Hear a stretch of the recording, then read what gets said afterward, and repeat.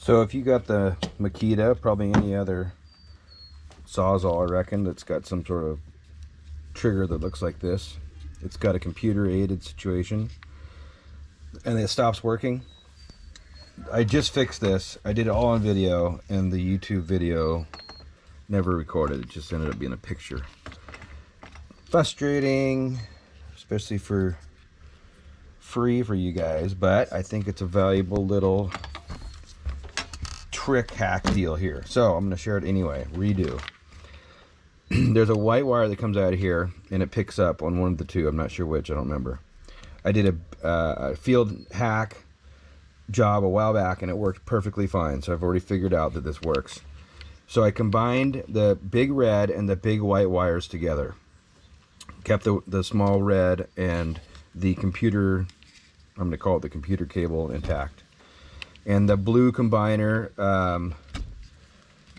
whatever this is called, works just fine, works perfectly. And before, you'd pull the trigger and just the light would turn on, and that was it. So now with this combination of the two wires, works great.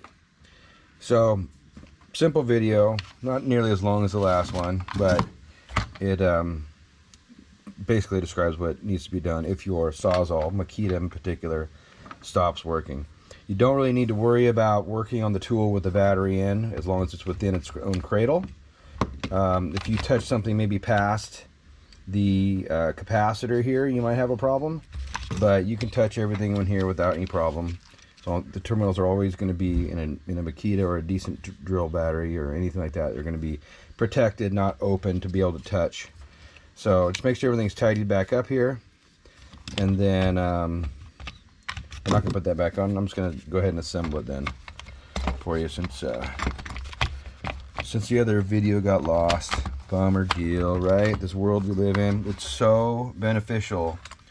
This social media part of our lives, it's unbelievable. There's no excuse for anybody to not know how to do something. No excuse. You just have to have the will to do it.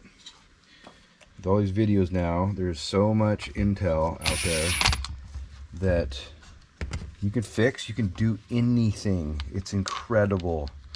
I mean, there's probably nothing I have seen out there that I wanted to do, fix, repair, build, that I have not found some homie posting, or homette posting something on how to do it. It's just epic.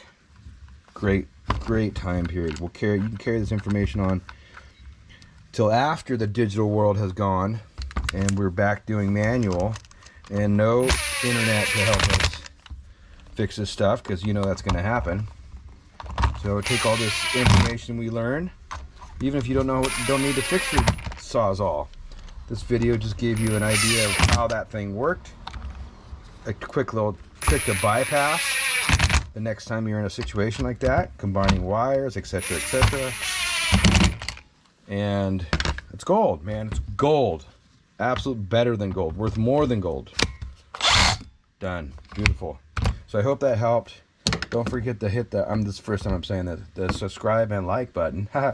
And until the next time, we will fix, repair, build, create, learn again.